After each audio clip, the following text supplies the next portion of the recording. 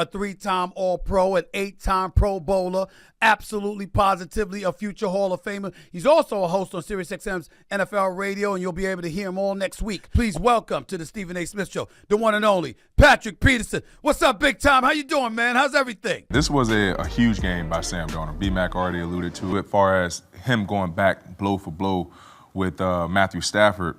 But look at the first 4 games when he played this Los Angeles Rams team. He was 2 touchdowns, 6 interceptions. Tonight, 3 touchdowns, no interceptions. And on third down, the most pivotal down in this ball game, it was 3 of 13. So they was converting on third down, and also they stayed aggressive their entire game. I believe that's something that gave them the ability not only to win this game, but keep the Los Angeles Rams on their heels. My early thoughts is it's going to be a defensive battle. Both of these teams pack a great defense, right? So it's going to come down to what quarterback is going to be able to make that play down the stretch. Both of these secondaries can make plays on the ball. Both of these D-lines can get after the quarterback. So, again, it's going to come down to which quarterback can end up making that play for his team. Drake never seemed comfortable the entire game. He had happy feet the entire game, wasn't able to get his feet set. And when young quarterbacks get hit early and often, their eyes tend to come down. They don't see the whole field. Coming up in my era, watching you, like, do you get that respect in those comments from other cornerbacks that are coming up in the league? Yeah, man, I get it all the time. And pleasure and the privilege to not only be seen in that manner, but to know that I did it the right way. When I went on to LSU, I found out that they never had a Jim Thorpe winner, so I wanted to be a trendsetter. So when I went there, I was like, all right, box check. What I can control throughout my career is my individual success. And I feel like I've done that at a high level. So that was another box check. This is going to be a chess match. Like you just talked about, both defenses can get after the quarterback. Both defenses can take the ball away.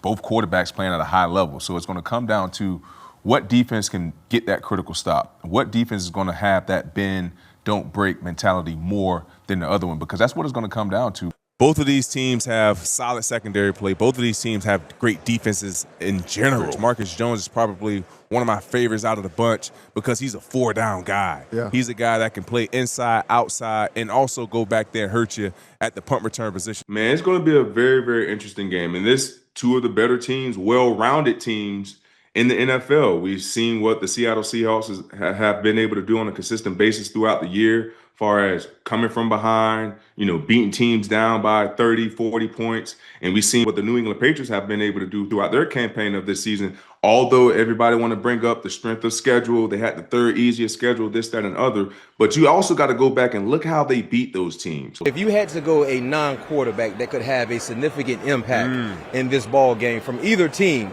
who would that player be? Marcus Jones. Okay. He can be that guy that you can leave alone on Cooper Kupp because he has the right proper movements. He understands leverage. He can disguise the defense and kind of he can be that chess piece for the New England defense to kind of confuse Sam Darnold at any given time. So Marcus Jones, I love that, is the guy probably is a dark horse. Yeah. The bigger the game gets, is there less of that trash talking? Are you more worried? I'm not gonna play any games today. Nah, I don't.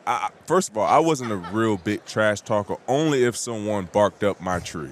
You know what I mean? So I always knew how to dish it back. But for the most part, guys are going to go out there and be themselves. So if they are naturally a trash talker or what they've been doing throughout the season, you should see that even more. Okay. It's going to be heightened just because of this is the last game. We're going to exert all of our energy and whatever we need to do to win this last game because we got 4 or 5 months to rest. Just because of all of the turmoil, all of the changes that he had to deal with. Now we're going to have an opportunity to see how important and how much football he really loves. But when that schedule release, what are the matchups going to be? And I always look forward to the schedule release to see which number 1 receiver I had the privilege and the opportunity to go up against, to game plan for, because I knew so much weight was going to be on my shoulders to try to shut those guys down.